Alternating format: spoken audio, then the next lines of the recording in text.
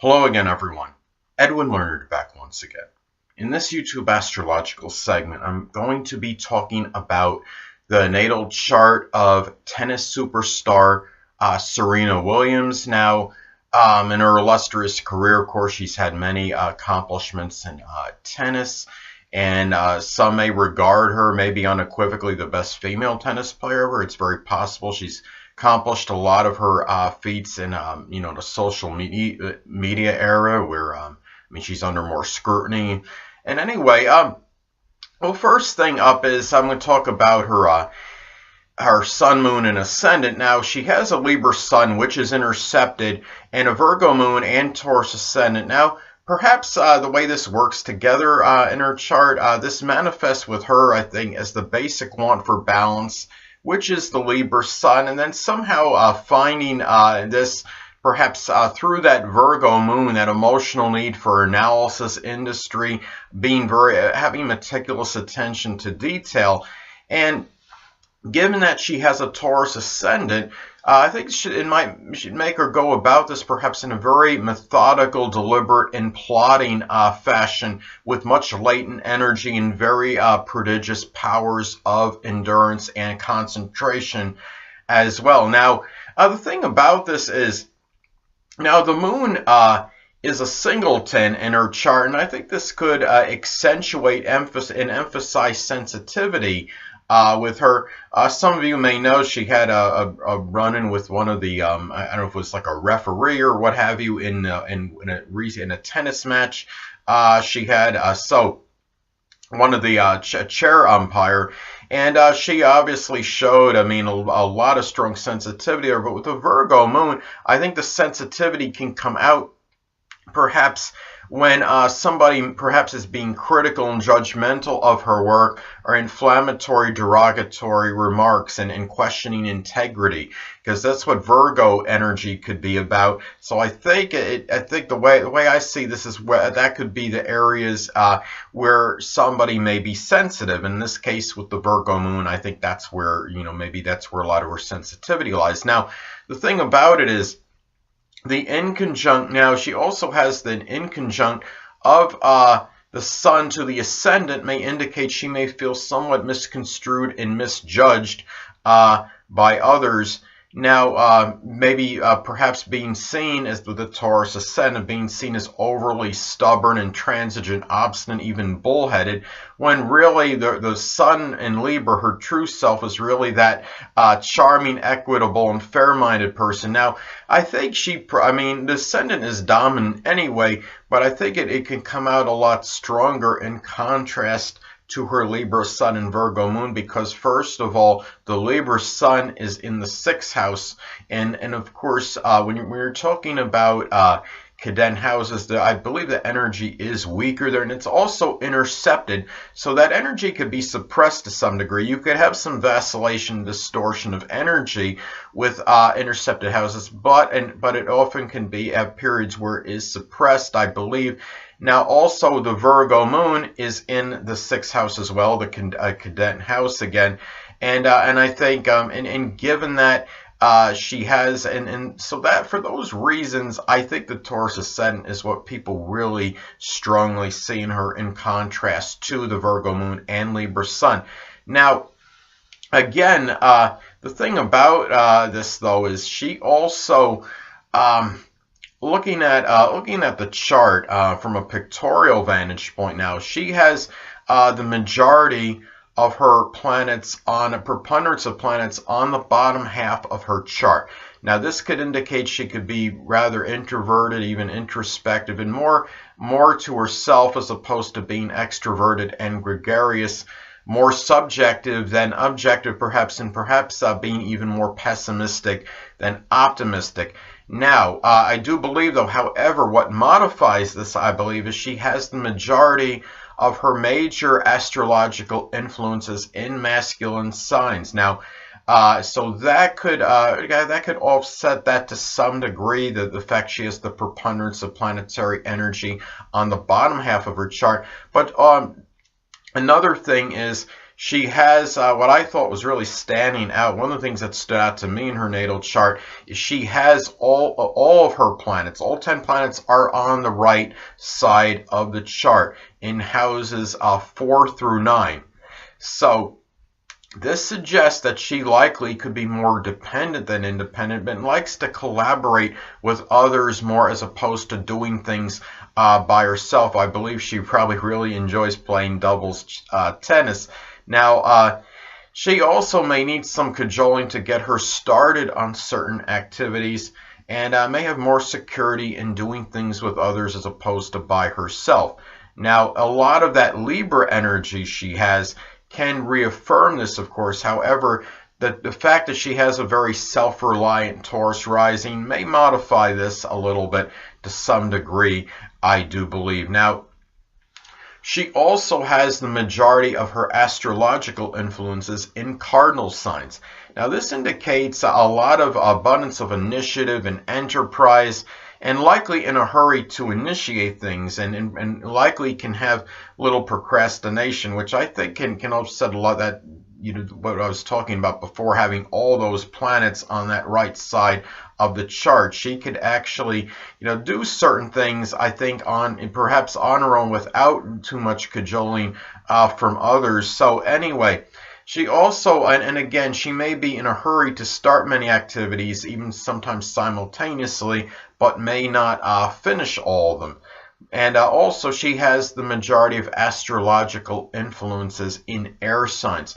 Now, this could give very strong communicative, intellectual ability, a love for concepts and ideas, an ability to articulate what she is saying in a very clear, perspicacious manner, and also being able to assimilate information better than the average person can. Now, but a lot of this is intellectual, being the fact that the air astrological energy she has is in Libra. A lot of this is going to be intellectual sociability, bouncing ideas off others, and also as far as her final chart signature is, that equates to Libra. Now, as I've stated in previous videos, I don't think the final or chart signature supersedes the sun, moon, or ascendant as far as the significance on the astrological chart goes. I mean, it's supposed to give an overall tone or feel to the chart, but I think in this case, the fact that her final signature is in Libra, I think what this simply can do is reinforce and reaffirm the existing strong Libra energy that is in her chart. Now, the majority of her planets are in quadrant 2 of her chart. The quadrant 2 is houses 4, 5, and 6. Now, this indicates there could be a strong emphasis on the home, family, children, and work life. She likely is somebody that this could be a very strong indicator of working very hard, industriously, very laboriously in order to take care of home-related matters and children. And also and just in her family as well. Now, she has, interestingly enough, she has no planets in the first or fourth quadrant in her astrology chart. Now, the fact that there's 0 in her first quadrant, she certainly wouldn't be somebody perhaps that would be perceived as being overly egocentric or self-centered. But she could be a person where others, having a lot of those planets on that right side of the chart, it shows me, or I should say, and also the fact that it's in Libra, a lot of those planets, it shows that perhaps others' interests may take strong precedence over her own. But she does have a self-protective Taurus rising. The earth signs do tend to be self-protective, so you've got to factor that into the equation, so to speak. Now, she has no planets in the fourth quadrant of her chart, and the fourth quadrant, of course, consists of houses 10, 11, and 12. So she actually may not be that concerned about notoriety, recognition, humanitarian endeavors, and global interests. Now, the notoriety and recognition is coming, I mean, naturally for her anyway, and she's obviously has a lot of public acclaim and a lot of exposure. But the thing about this is 6 of those 10 planets that she has are in her 6th house. including the ruler of the 6th house being posited in the 6th. Now, this to me, this is an indicator likely being very dominated by work and having a very balanced work and health life. So I would imagine she probably works out very vigorously, very consistently and hard. I mean, you could just see just by her physique and her body, I mean, that she obviously is somebody that has a very, I'm sure, stringent workout regime.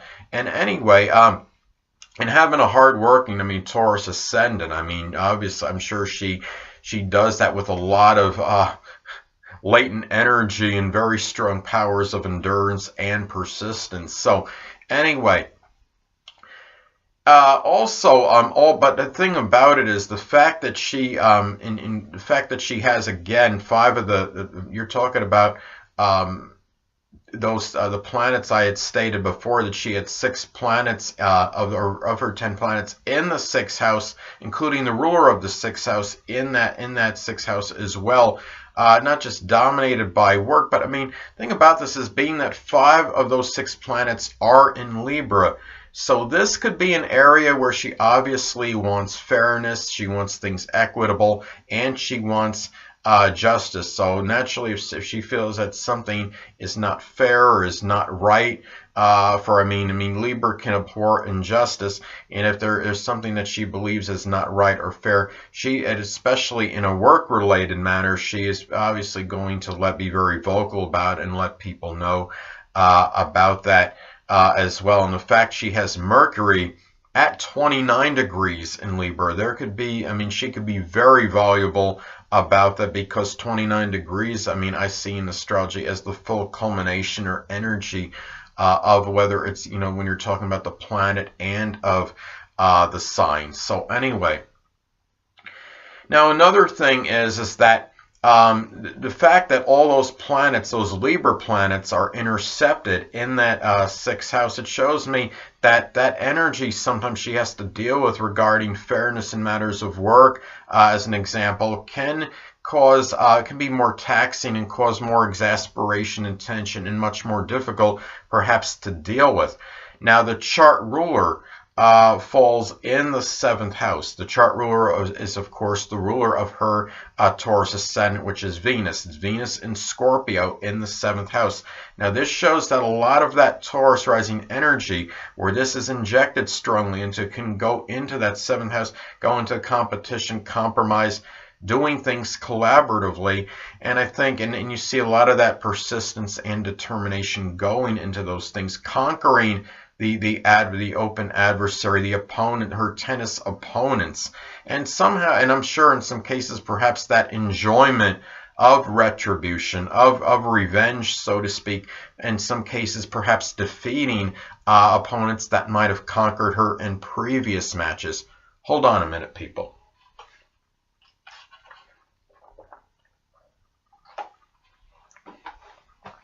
Sorry about that. Back now. Anyway, this could also be, when I look at this too, and being able to, I mean, when you look at this as well, I think that Venus in Scorpio in that 7th house being her chart ruler there, is that it could be something where she has that enjoyment perhaps of being able to see the weaknesses of her open enemies on the tennis court anyway, and which could help conquer them and defeat them. Now, the thing that I noticed too, which stands out in her chart, okay, there's no planets that are retrograde and few oppositions, so really she may have been able to attain her success with not an overabundance of resistance and oppositions or delays. Now, and probably when it goes about a lot of her activities without a whole, really a whole prodigious amount of review.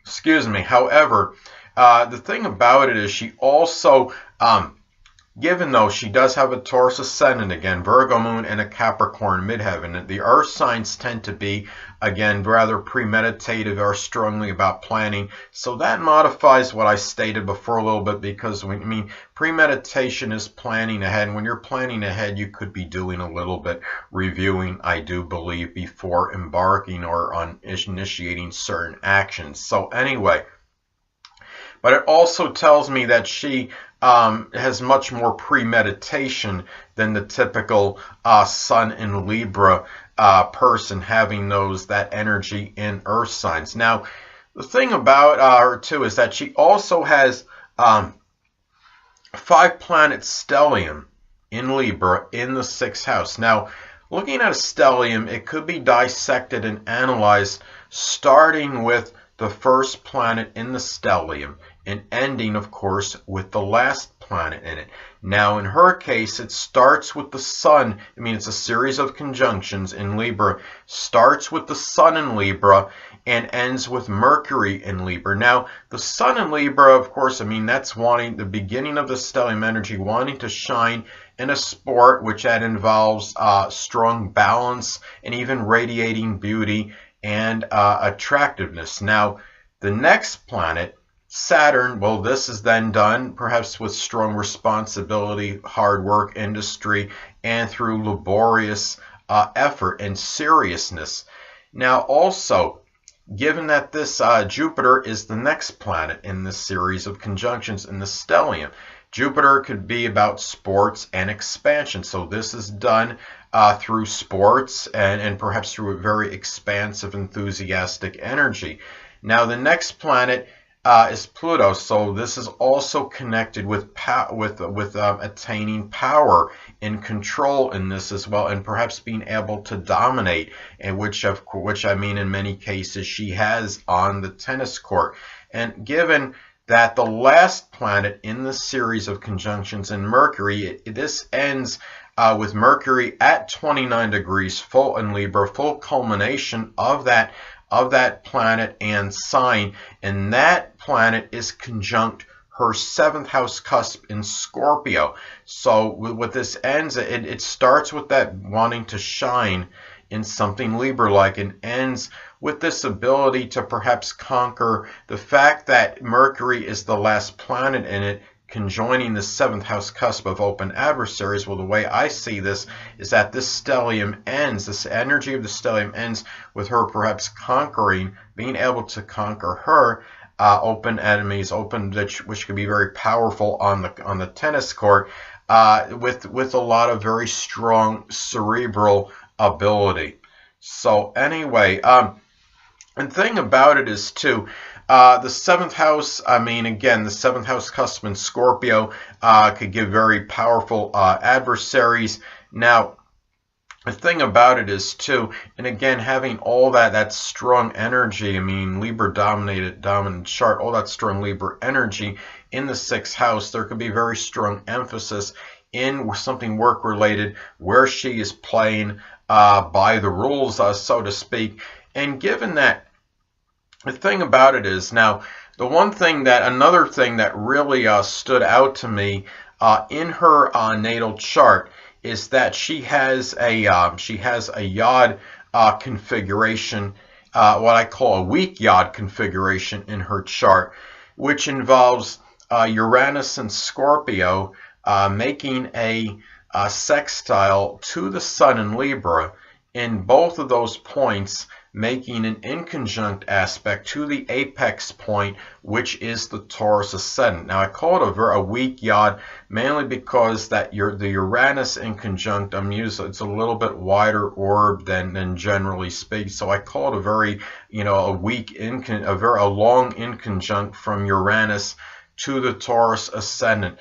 But anyway, as many of you may know, the way the yod works basically is that the apex point is that action point. It's where you can have that monumental, very strong success if you're able to work through the inconjuncts of those two planets making that sextile to each other in that yod configuration. And it's about injecting the sextile energy into that apex point. Now, it's a little bit controversial because some people may not see a yod where you can use the ascendant or midheaven. Some do, some may not. It's subjective. Some people just think yod configurations should just be comprised of planets. I disagree. I think the ascendant and midheaven can actually both be used in it. But anyway, getting back to her yod configuration, well, The way I look at it is this. I mean,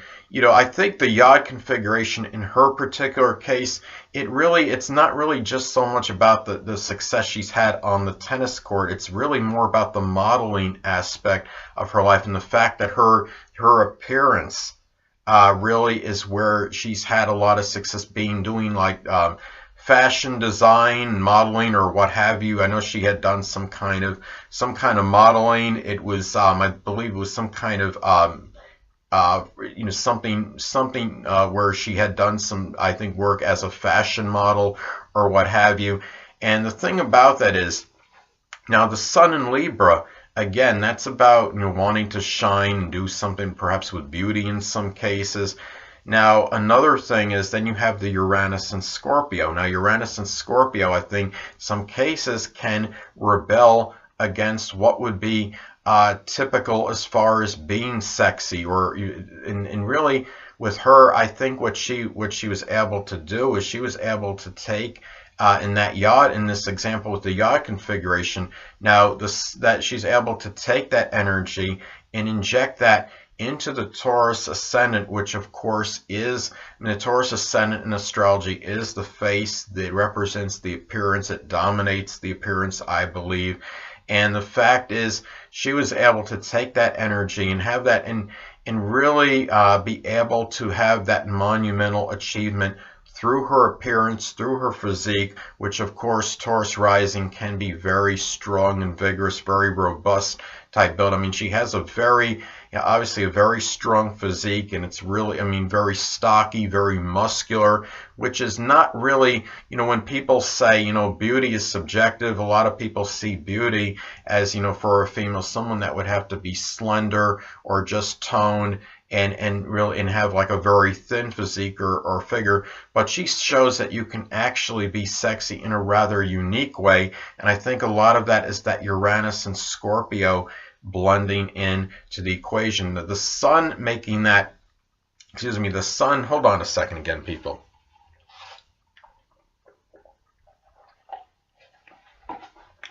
The Sun making the sextile to Uranus.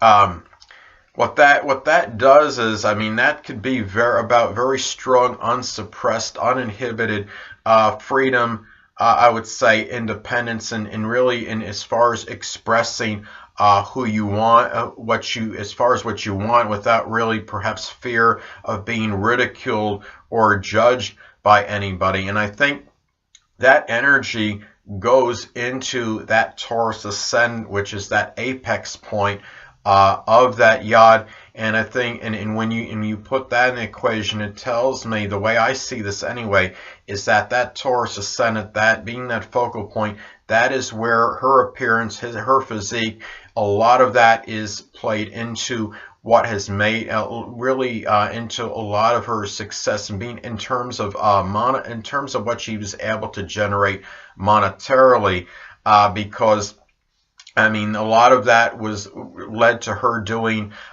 things that were not that weren't on the tennis court, had to do with endorsements, her face, her appearance, and also through fashion modeling. So anyway, and the thing about it too is, the one last thing I want to talk about her chart is that she also has Chiron retrograde 22 degrees Taurus in her first house.